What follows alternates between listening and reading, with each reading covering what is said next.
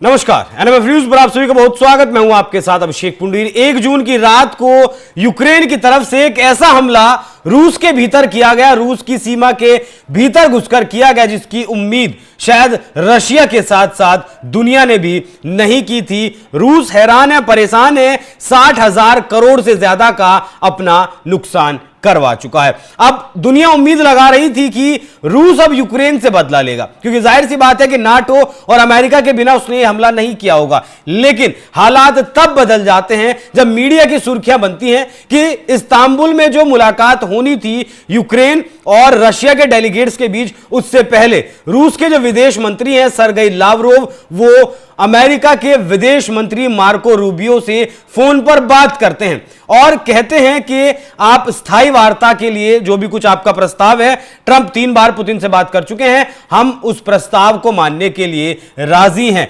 क्यों ये हालात बदले हैं, आखिर हुआ क्या है, उसी विषय पर चर्चा करेंगे। चर्चा में मेरे साथ मौजूद हैं हमारे वरिष्ठ सहयोगी पंकज प्रसून। सर, बहुत बहुत स्वागत आपका।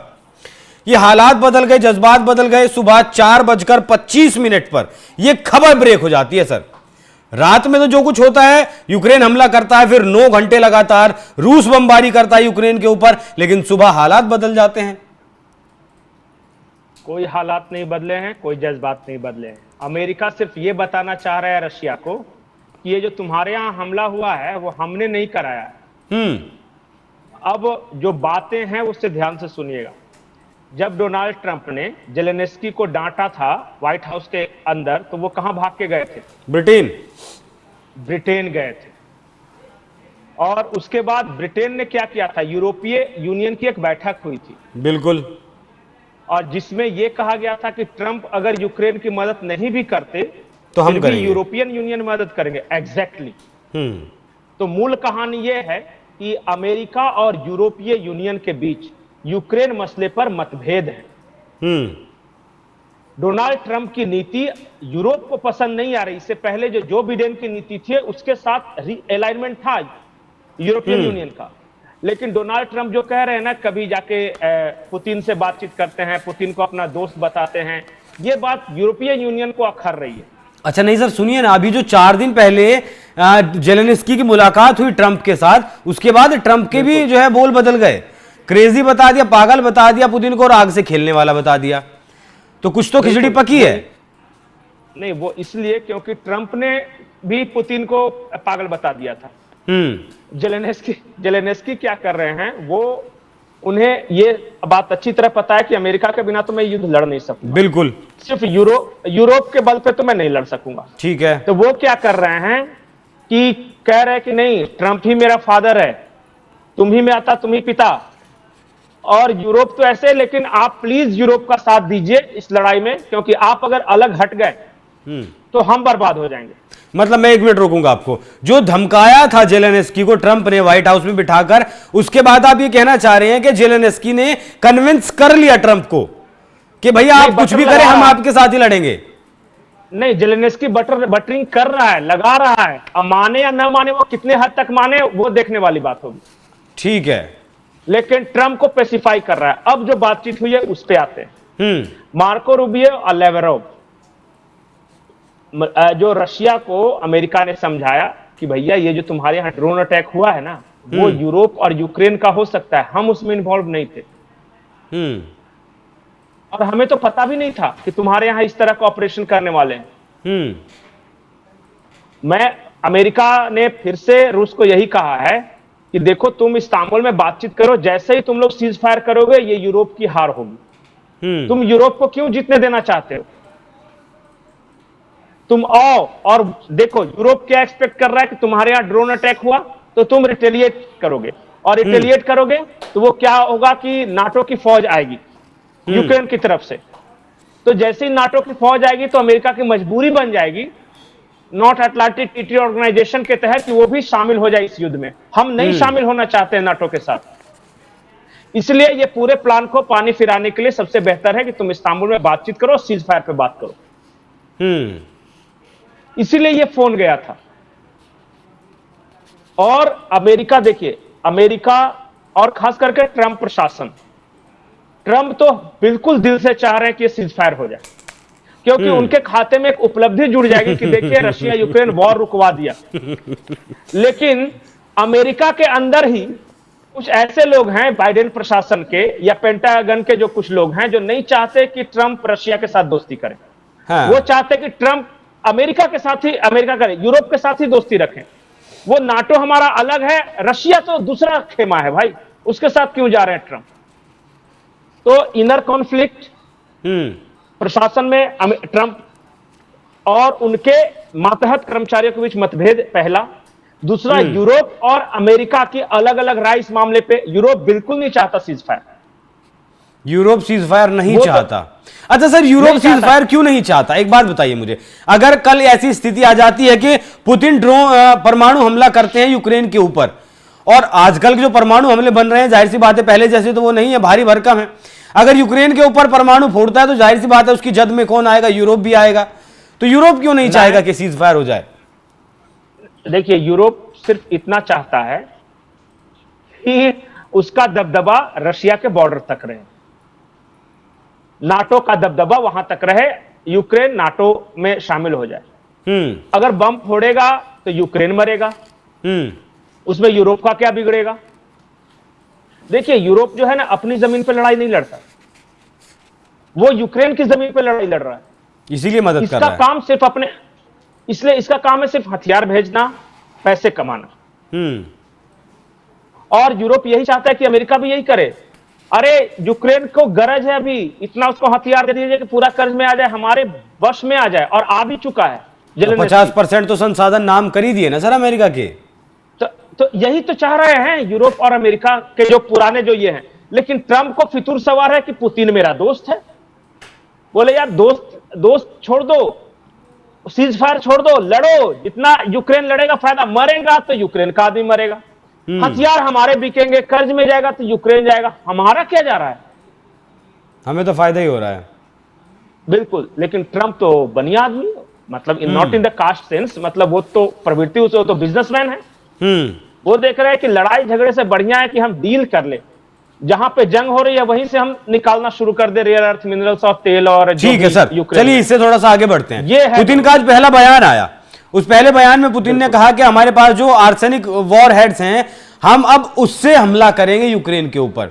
और इसकी खास बात यह है कि यह हथियार ऐसा है जहां भी फटेगा वहां का तापमान 4000 डिग्री सेल्सियस, मतलब सूरज की सतह का जितना तापमान है उतना तापमान। और उन्होंने साथ में यह भी जोड़ा कि इनके पीछे जो लोग हैं, मतलब यूक्रेन तक सीमित नहीं रहेगा यह हमला, यूक्रेन से बाहर भी निकलेगा, मतलब यूरोप और नाटो को भी सीधे तौर पर चेतावनी है।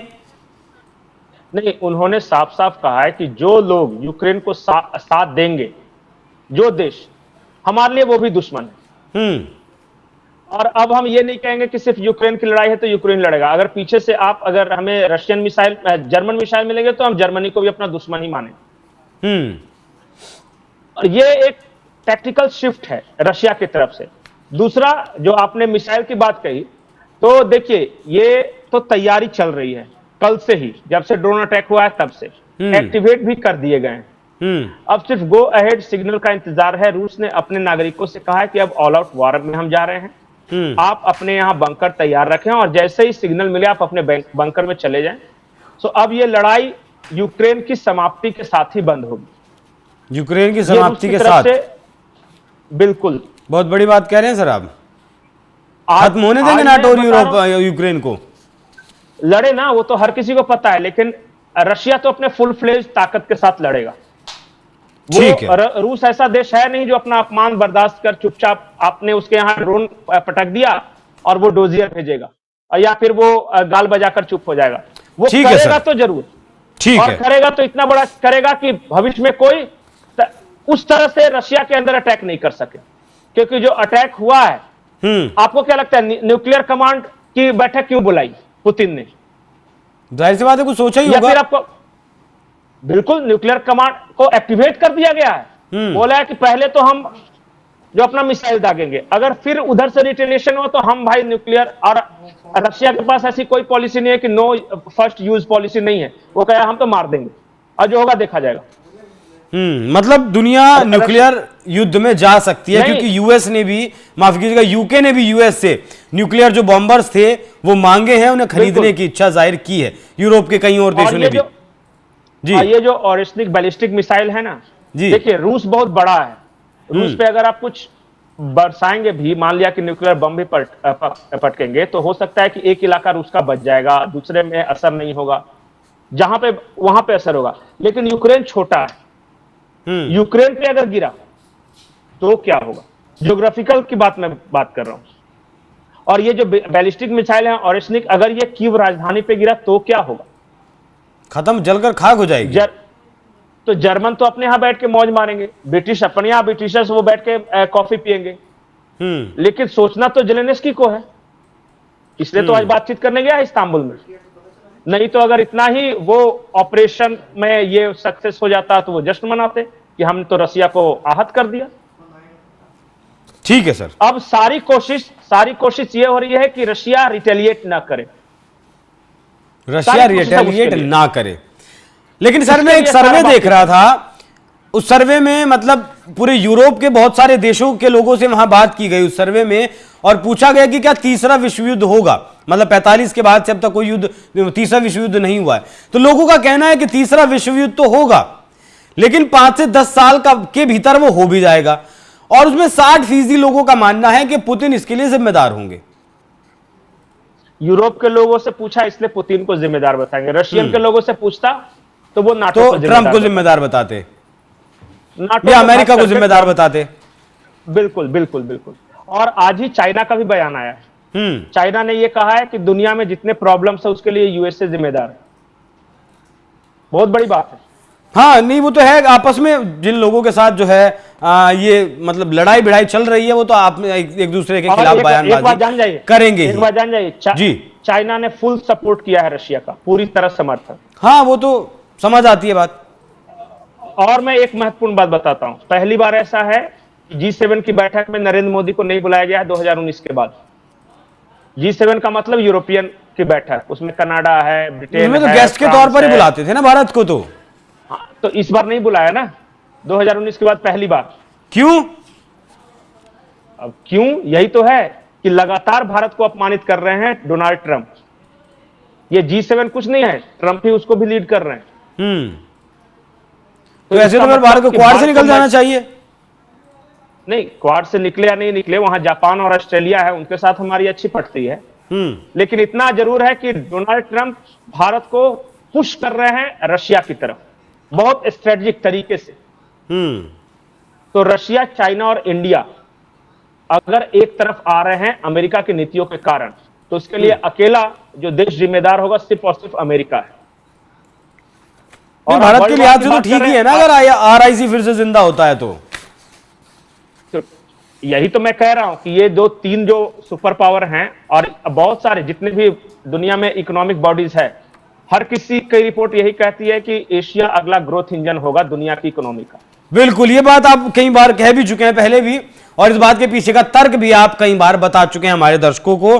तो बाकी देखना होगा कि इस्तांबुल में दोनों देशों के डेलीगेशन की मुलाकात चल रही है, पीस होती है, सीज फायर होता है या नहीं होता है, पुतिन इस बात का जो उनके ऊपर 1 जून में हमला हुआ उसका बदला लेते हैं या नहीं लेते हैं, लेते हैं तो किस तरीके से लेते हैं, और क्या ये अब जो युद्ध छिड़ेगा या छिड़ चुका है वो परमाणु युद्ध में बदलता है, ये भी देखने वाली बात रहेगी। जी, अभी एक खबर आई है कि ब्रिटेन के प्रधानमंत्री स्टारमर हैं, उन्होंने बयान दिया है कि we are war fighting readiness में हम हैं, मतलब हम जंग के लिए किसी भी वक्त तैयार है, हमारी पूरी तैयारी हो चुकी है।